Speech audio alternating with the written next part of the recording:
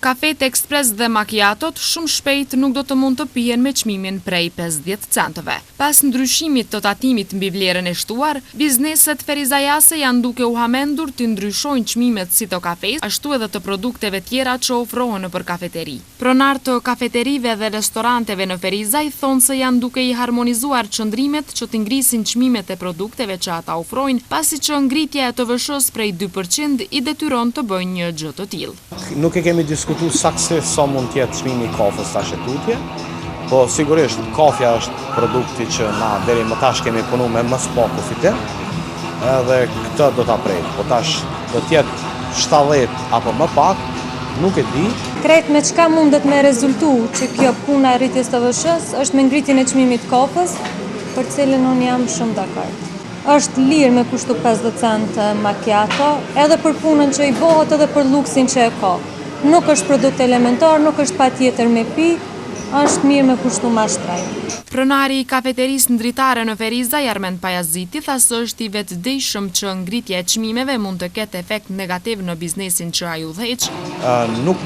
Nuk mujna me funksionu gatë me gjithë këto shpenzime që i kemi, edhe me uljen e pragut të TVSH-s, edhe me rritjen e TVSH-s prej 16 në 18%, ne kemi pësu zbritje vetëm në rrymë dhe ujë bërllag edhe në qëmsh.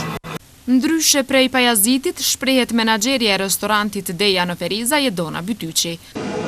S'mundet me pas shumë efekt negativ, se njerëzit që kanë me pi kafe, e paguajnë edhe 50 centë edhe një euro, ata kanë.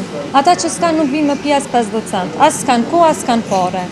Po flasë unë si restoran, ndoshta ato kafeterinë në qytet që merren me nxënës të shkollës të mesme që kanë klientë tjetër, mase mundet me ndiku. Ndër ekonomist vlerësohet se ngritja e çmimit të kafes nëpër lokale hoteliere u është imponuar këtyre bizneseve, mirë po për qytetarët ky çmim është i papranueshëm. Nëse flasim si biznes, konkretisht restorant, atëherë është diçka e pranueshme se do të rritet edhe çmimi i furnizimit tyre, apo ato më së shajmorën e morën me çmim tjetër.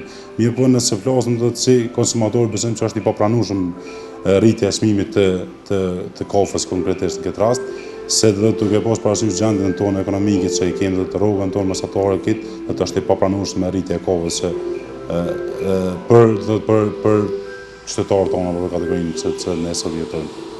Ngritja e çmimit të kafes do të bëhet posa të arrihet marrëveshja në mes të pronarëve që udhëheqin lokalet hoteliere.